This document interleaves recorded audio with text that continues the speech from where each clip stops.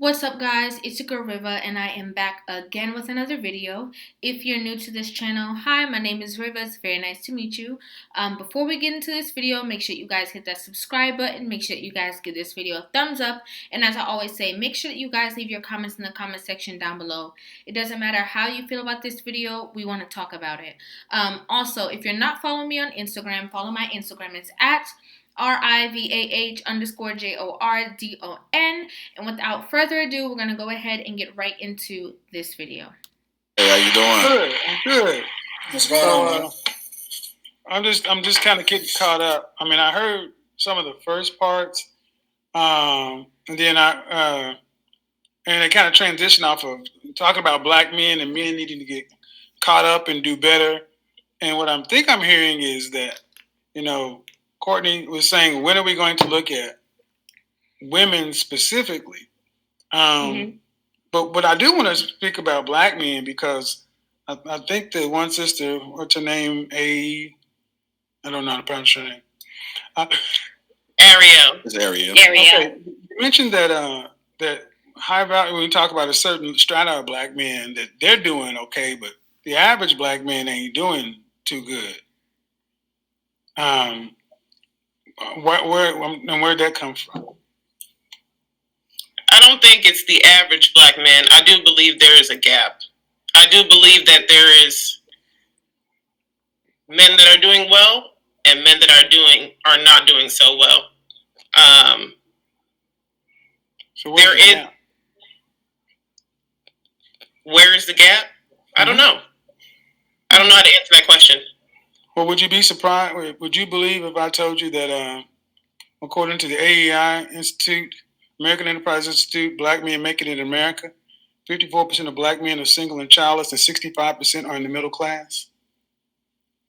I think black men are doing pretty damn okay. Yeah, I would believe that. Yeah.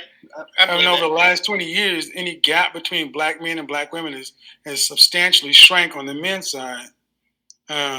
Black men, especially in my generation, have closed the gap substantially. And Sister Shahrazad Ali tried to bring this point up back in 1989, that everyone else in this country has had their behavior analyzed 6 ways from Sunday except black women. And we're still... So, guys, we've also found out the year. It is 1989 for those videos. ...resistant of looking at black women solely. So if we had to ask the question, why is the average black woman where she is today without blaming men? Could we have that conversation? No. I don't think we could. Because when I typically hear something from women, it's always tied back into a man. Yeah. And black men have had to have our stuff scrutinized. Somebody said that black men aren't holding each other to task. And I'm like, I don't understand what you're talking about. The black manosphere is that's what it exists solely, but then do we give it the credit it deserves, or do we just dismiss it as YouTube and social media? Right. I'm sorry, I feel like that's coming towards me. So you're asking, you're asking if, so I didn't say that black men aren't being held to task. I actually advocate that while I think you're doing the work, I think you're having an important conversation with the sisters right now. And what I consistently say is that while you're doing the work, that doesn't absolve us on working on ourselves to become the best version of ourselves. So my statement around the black manosphere in particular, I said if that's what we've reduced, having physical interaction with men in our cipher, being able to check us, hold us accountable, we got a long ways to go. That's not what it's reduced to. That's just an avenue. But the first thing I came in leading with was how black men have checked themselves and improved their situation over the last 20 years. Kevin, that is a documented report. I mean, I put the stats, I put the report in the chat room earlier, so anybody who wants to go look at the study can look at it themselves. Go ahead. I'm sorry, I have a question. So I stated earlier where I do look at the manosphere of trying to understand what men want me, wanting to become a wife. And I looked to the Manosphere. I stayed at you and O'Shea Jackson, MTR, Anton, a plethora of poor man's podcast. And on this, I got laughed at. I got laughed at because it was like, well, that's not real research. But what I stated was men have a space and a safe space of speaking their mind, and any woman that deems or wants to be married would take it to heed and feel like it's important.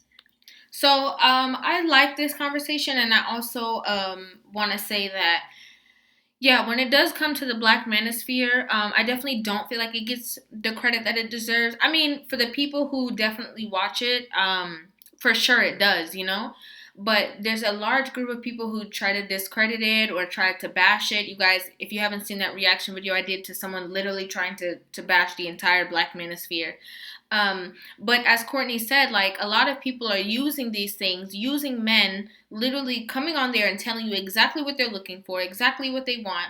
And they are trying to take notes of all this information and then use it in their everyday life. So I think it's super essential, especially right now. So, and then I got laughed at.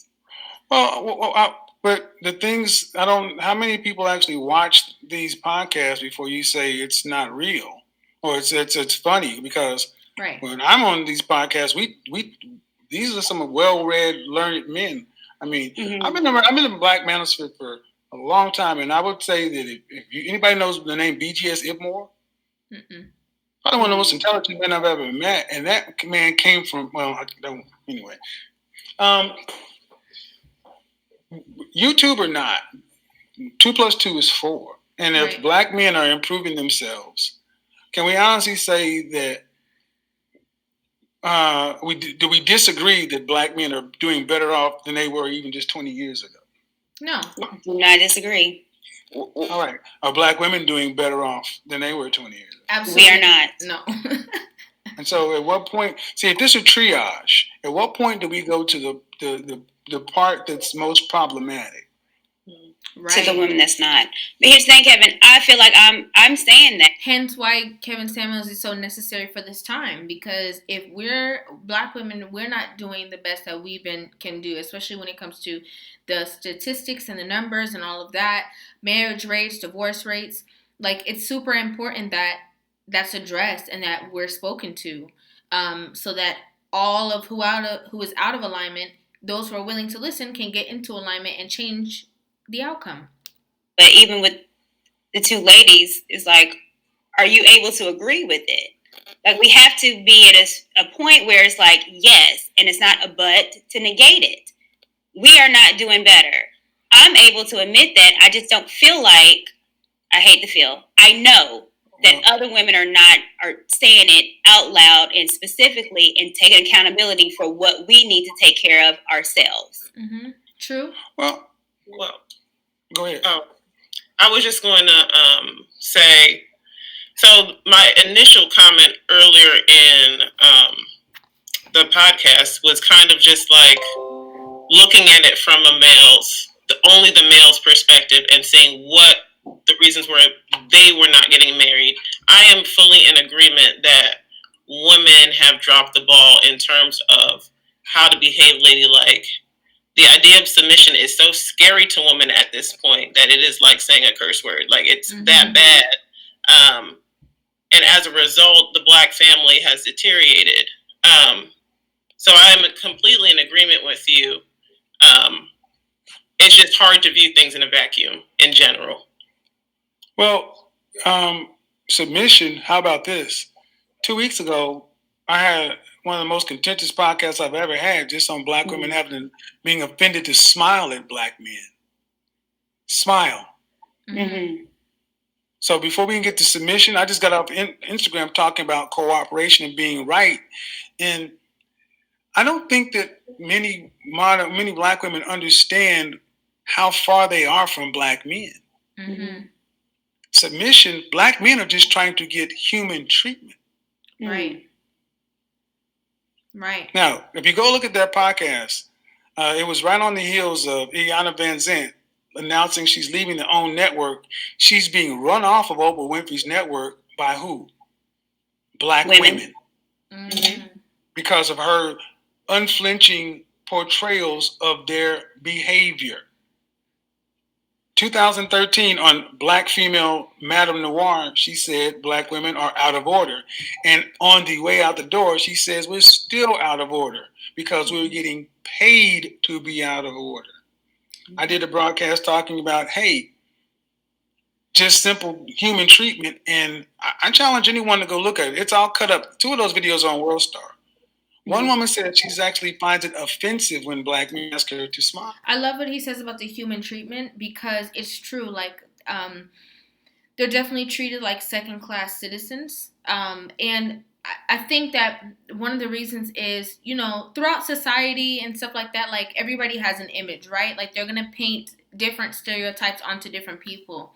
But somehow, even within our own culture, I feel like many people have been tricked into believing that their man is the enemy, right? So they believe that the person, you know, the depiction of the Black man in the movies is, you know, now they see their own Black men, Black women see their own Black men through those lenses, through those depictions. Which is super unfortunate because you don't see other people doing that. But I feel like this is the easiest race to divide and conquer. And it's been like that, you know, that whole crab in the barrel mentality. That's been a thing for too many years. And it goes all the way back to, you know, the plantations, you know. So it's a horrible thing. And I agree. They are just trying to get normal treatment. You know, before submission, before cooperation, they just want to be treated normally. Like, if you would see anybody else, you would smile on the street, so why wouldn't you smile with them? So, submission, if you can't even get the average man Mm-hmm. cannot even get a Black woman to treat him like a person. See. Do we believe that? Or do you think that's an exaggeration? It's true. It's true. Oh, I believe it. I don't know my counterparts do. I'll give an example of, have you gone to the post office or anywhere and you'll see a Black woman who's a teller, and the line is, everybody she greets and says hello to, but when the Black man comes up, her instant frown. Mm-hmm. No greeting. The disconnect between Black women and Black men is severe, and it's not as though Black men don't want to be with Black women. That's the whole genesis of my show. Black men in general, Black men in particular, saying they are doing the work to become the best version of themselves, showing their work, getting out there, putting in the 60+ hours a week they're getting paid for, getting in the gym, networking with other men, right, showing their work, and then they're coming back saying, where are my counterparts? Why I can't even get... She don't even want to smile at me, be nice to me. She thinks that I should have to take her at 185, 200 pounds. We have to start looking at the women themselves, not why the women are doing it and holding men accountable. So I would love to be a part of a conversation I would love to hear women have a conversation as to why Black women are single today without blaming Black men. But I don't think we'll ever have that conversation because that would require a lot of accountability. Absolutely. I got a question for you, Kev. So a lot of what I see today on social media, on different platforms, so on and so forth, from women in general, I see them, it seems as though they're even more mad at women that may more closely align with that narrative or perspective than they are at even the men that may have that narrative or perspective. Why do you think that they're so much more angry at the women that may have that perspective than the men? Thank you for the question, Anton. Well, just like Iyanla Vanzant, they basically counseled us because because you're going against what is called the sisterhood.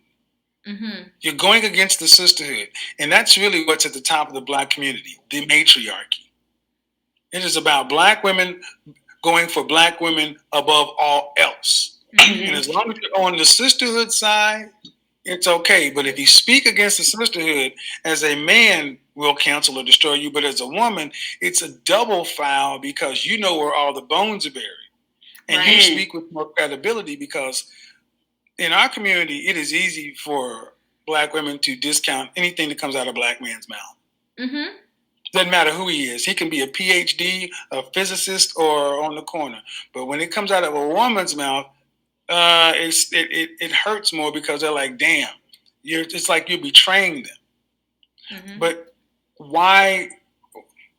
And I don't care about none of that, because at the end of the day, if you are a real sister to somebody, if you're a part of a real sisterhood, you know what you're going to do? You're going to tell the truth. You're not going to coddle them when you hear them, you know, for example, cussing out their man all day, being disrespectful to him, not treating him with the esteem that she should, and all of those things. And then she comes to you as a friend and is like, dang, I don't know what's going on with my man. Like, I don't know why he's treating me this way. I don't know what's wrong. He's tripping. Yeah, no, not me. I'm going to be like, no, you're tripping. So at the end of the day, I mean, wrong is, it's like in this society, wrong is right and right is wrong. But I'm always going to stand up for what is right, you know, and out of true love for the community that I'm a part of, right? So I'm going to stand up with true love and be honest and be like, yeah, like, you shouldn't do this. You shouldn't move that way. And these are the things that we can change. And hopefully it does help. But what group has ever got anywhere with women leading, with women on top? Nowhere. We're progressively going towards the bottom. And what's happening in the Black community is not working. And if we have a working model and we really say we want better outcomes, this is what I hear from a lot of Black women. I want to be married. I want better outcomes. I want this. I want that. But then ask the question: do you want to be under the do you want to be under the authority of a Black man? Mm-hmm. And more than anything else, I want to be a partner. Mm-hmm. Co-CEOs. That won't work. Why do you think that won't work? I think that it won't work either. And I actually spoke on this a little bit earlier. But what's your perspective towards women that want partners when they're looking for relationships? Well, because we're different. Men and women are different. Man's first instinct is to correct and discipline. A woman's first instinct is to nurture. And here's the thing: if you have a biological child with a woman, mm-hmm. she can't pull biological rank on you. And if you say, "This is what should happen with our son," I want to go right. She wants to go left. A decision has to be made. And not making a decision is a decision. Who leads? Who decides to stop fighting in the direction we go down? And see, when you're equally yoked, when it's two people, you can stay sitting in the middle lane. I mean, people watch The Karate Kid. Mm-hmm. Karate Kid, there was a whole line. Cross the street, stay on one corner, safe. Cross the street, safe. Go to the middle road, get squished. We keep going to this middle co-partner equality situation, and it doesn't get us anywhere. Because at the end of the day, when Black women are truly able to say it, they don't have faith in the leadership or the abilities of Black men. And some of it comes from what they were raised and programmed. Right. But when you start to see the men step into their position, it also has another dark side of it. A lot of Black women don't want to give up power. Yes. They got power. They like power. Power is seductive. Power, and if you know anything about power, it requires more power. You're not going to get someone to give it up. If you got power and privilege, what's the argument they're going to give it up? It's going to have to be taken. Yeah, I have a question too. I agree with that power statement. There's always, I mean, I feel like as Black women already, like, we have a really strong energy, like, no matter what, right? And I do feel that way, like, the strength can be put into the wrong place and into the wrong things, instead of being in a, obviously like a relationship with your counterpart and using that strength to also support his vision and his plans. It's like a lot of women get into relationships and they get into competition with their man. And it's like, if there's love that exists here, it shouldn't be like this. It should be smooth sailing, easy conversations. You can, help out or whatever if he's, asking for that, or if you see some things that he could be doing with whatever his vision and his plans is. But a lot of that, I mean, that's true. It's like football players, like headbutting, like literally like on opposing teams. It's like imagining football players on the same team fighting each other. It's like, what are you doing? Like, there's other teams looking at us like we're crazy. Do a lot. And one thing that you've made very clear is that, one thing women have to do is hold women accountable. And what's important is that when women that has gotten it wrong or at a specific age that can help younger women, that those are the ones that need to speak up. And so for me, and being on this platform, I feel like that's what I am trying to do at some kind of level that was an admitted homewrecker, but are really trying to say, hey, ladies, be better than me. I did it wrong. I wasted time, do better. But then the pushback is not, it's some men, but it's the women that I get pushback from. Mm-hmm. And it's the women that won't, and I know you know this too. They're not going to negate what you're saying, because what you're saying is honest. What they would do is try to look at your life and nitpick that and how you're wrong. It's ad hominem. It's against the man, against the woman. Yeah. It's the easiest way to discredit. Well, when we don't like what's coming out of somebody's mouth, we question the veracity of the speaker. Yeah.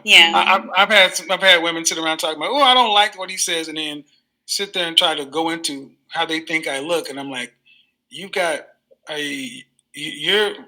in disguise from head to toe. Mm-hmm. Talking about how I look. That's a deflection.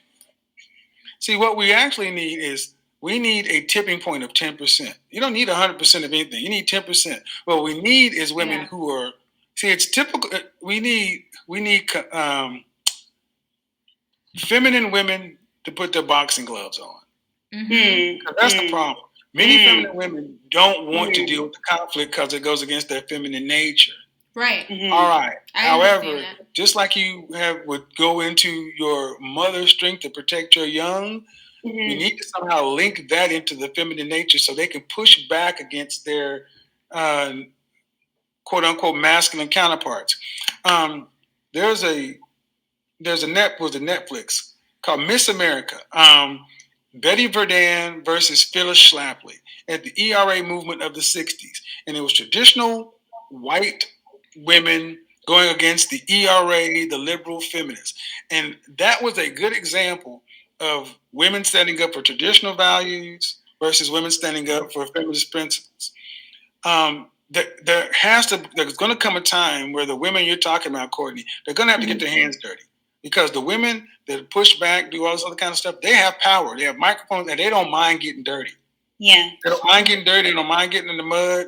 And unless you get at least, if they're 9 over here and they're 3 on your side, that's a hell of a lot more than when there's 1 on your side. You don't feel alone. True.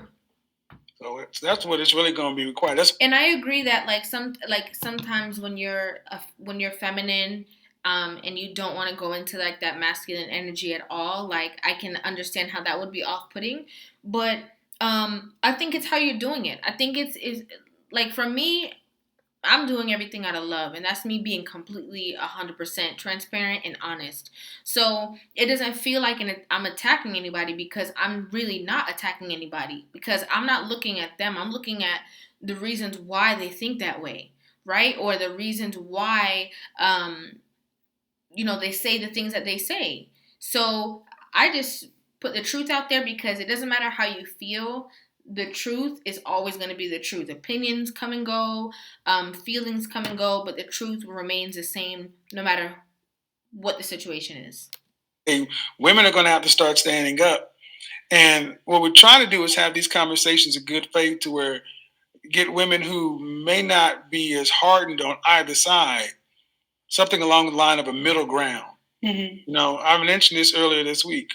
As I progress my platform, I'm going to start having broader discussions to have middle ground, to where it's like, all right, can we at least agree on something, a starting point for something?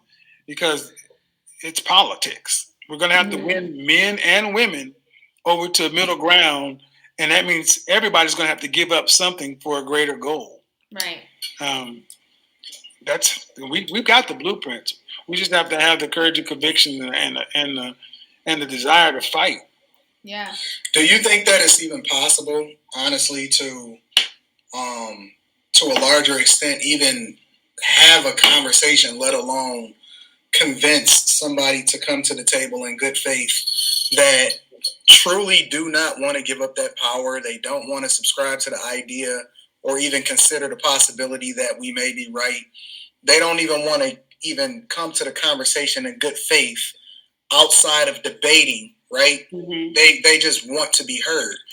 I mean, no. People who are so strong and against it, I mean, I feel like sometimes that can be literally a waste of time and energy, because all they're gonna do is everything that you're saying, they're thinking of a rebuttal to come back at you and tell you why you're wrong, even if they are saying stuff that doesn't even make sense.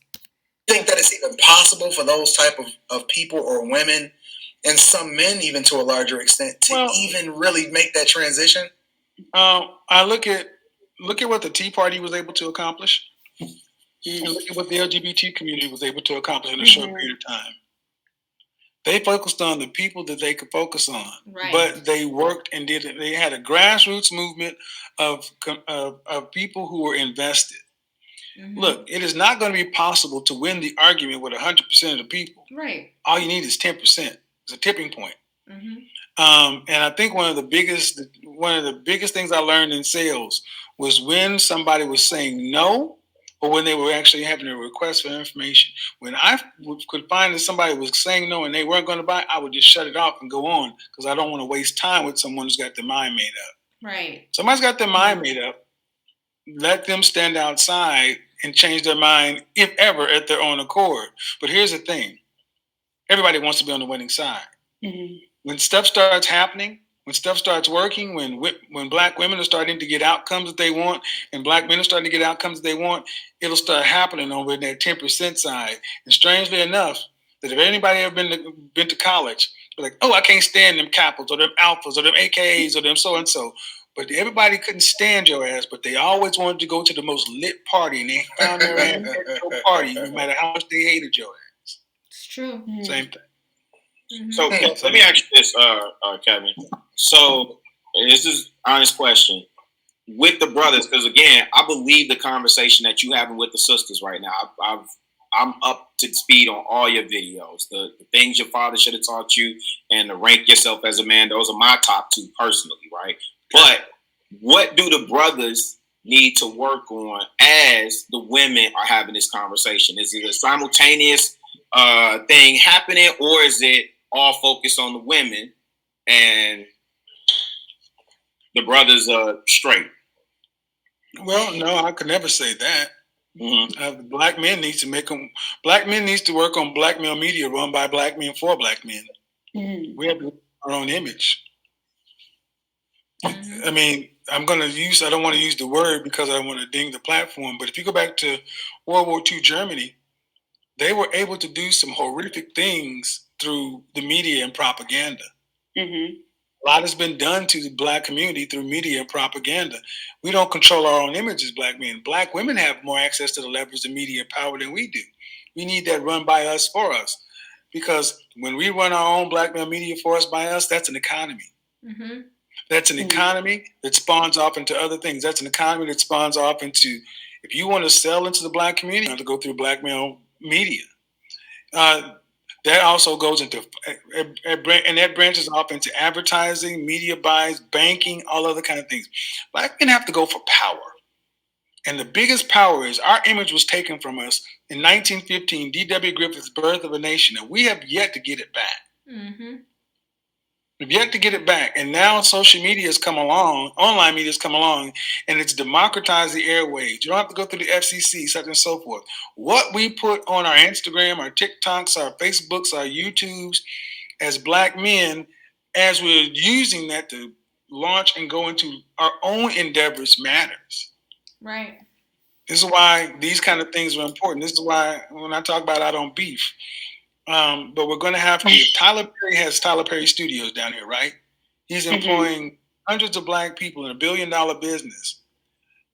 Black men need Tyler Perry Studios from a power Black men side first. But see, being male affiliated does not mean being anti-female. I think it's the ultimate being pro-female because it gives women a choice.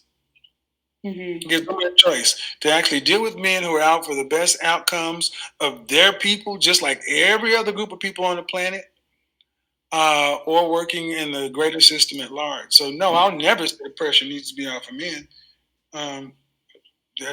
No, we got to fight everybody else. We just got to stop. We just got to stop being at war with our women. Yeah. So I got a question. So I know that you stand on, and even to a larger extent, you went into a deeper conversation about it on Joe Budden's platform, where you were talking about the fact that you don't even entertain the idea of when people say negative things about you, especially guys, right? I personally struggle with that a little bit more than you, in that, because I have a platform, I'm willing to hold guys accountable, even though I want the best for them, right? The intentions a lot of times don't necessarily align with the actions. So my question then becomes, how do you, because you practically the hottest dude on the internet right now, how do you keep yourself above the fray, and that you're very supportive of the different platforms and the people that actually align with you or are rocking with you, but at the same time, you don't entertain or you don't deal with, to a larger extent, people that actually have negativity to say about you? It ain't about me. Right. It ain't about me. Right. The trip. I could not have said that better myself. It's so true. It's so true.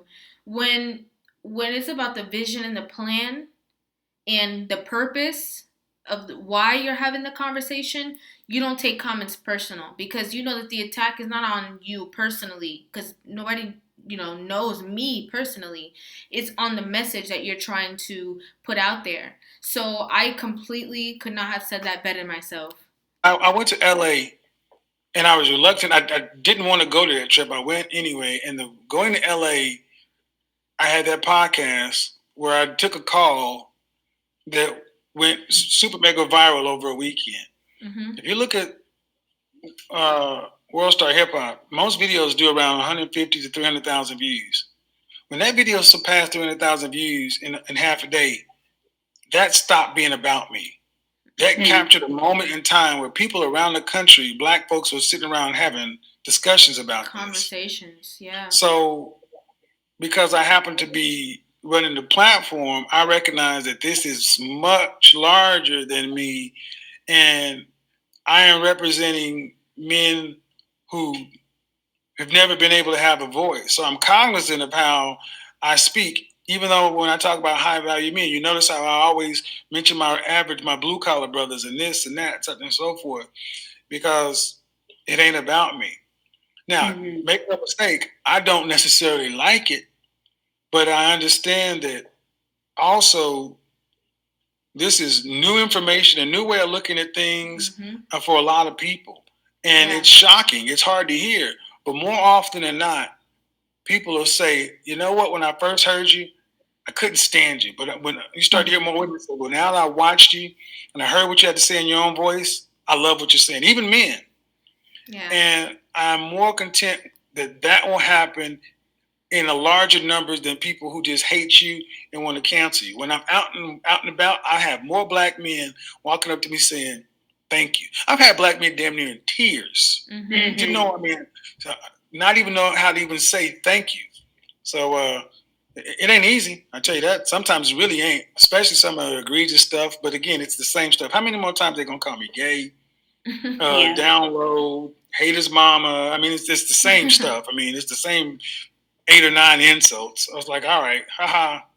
And eventually get to the point where you start laughing at it. Like when comedians and stuff meme you, you got to take that. You don't want to argue with no damn comedian. Right. you don't want that kind of problem. No. You don't want those kind of problems. You let it ride, because more often than not, if somebody really has good intentions or better intentions for the outcome of folks, we may not have to like one another, agree, but if we can agree on at least some things to help us move further, I'll take that. Yeah. Mm-hmm. But, well said. Thanks for having me on, guys. Yeah. Okay. I definitely appreciate you, and I definitely want to say that I thank you, because me really trying to put in the work, but listening to you, you made the dots connect. And that's the thing. We all got we all have to decide what we want to do in this, and everybody's role is a little different. My goal is to try to expand this out past the personality of one, bring more men into this, men who disagree with me. But it's one thing for women to see men who agree and disagree in real time, work it out, and move the needle forward. Yeah. Women follow men who are getting shit done. Yeah. That's the challenge as men. We got to get shit done. We can disagree, but we better disagree down the goddamn road. Right. That's always going to be the same thing with me. It's always about the work. You can say whatever the hell you want to about me, but you're going to be saying it to my back, because I'm going down the goddamn road. Vote for the doctor. How about we get straight? Wow. I would watch it. It's like 4 minutes left, but because based on the title, it did say Kevin Samuels, so I just want to leave it at that. But I love this conversation, and I love the fact that I love how he articulated himself about the Black Manosphere, about women and the Black Manosphere. I liked the topic. I liked that it was a very easy, breezy conversation, and the fact that they got to ask questions that maybe people who are always watching and don't understand or want to know. And I hope it sheds light on Kevin Samuels in a different way as well, because a lot of people see him as somebody who is everything that he's not, right? So in these conversations, I feel like he's able to be a little bit more transparent as to what his end all be all goal is, what his goal is, and why he is having conversations like this. So let me know what you guys think about this video. Obviously, put it in the comment section down below, because I want to see what you guys have to say. Make sure you guys give this video a thumbs up. And again, if you are not subscribed to my channel, subscribe to my channel. I post a new video every single day. So hit that notification bell. The time does vary a little bit, but I post every single day. And also, again, if you're not following me on Instagram, follow my Instagram. It's at RIVAH_JORDON. Just make sure you follow me on Instagram. I have some stuff in the works, as I keep saying, and we are going to be able to connect with each other. So thank you guys so much for watching. I love you guys so very much. I mean that from my heart, and I will see you guys in the next video.